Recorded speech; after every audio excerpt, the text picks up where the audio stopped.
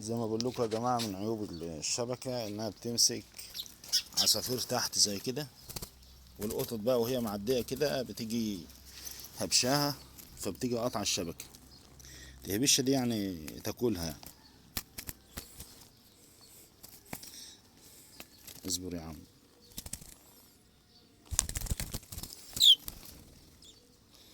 واحد تاني برضه اهو تحت خالص اهو.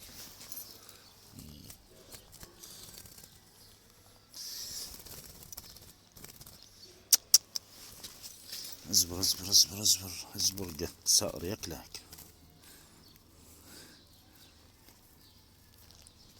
الله يا عم اصبر، بتعديني ليه بس؟ ده انا بسلكها.